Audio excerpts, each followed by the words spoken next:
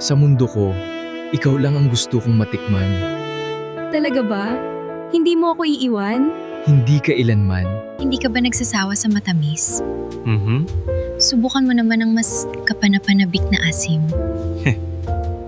Paano kung malaman ng dilaw mong mangga?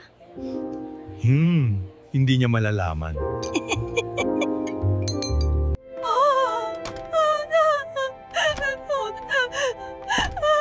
Ganito pala ang lasa ng pagmamahal mo. Bakit ganito kasakit kung matamis naman ang ibinigay ko? Hindi mo ako pinili.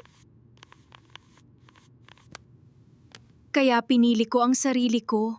Golden Mango Corporation. Oh? Siya ang may-ari?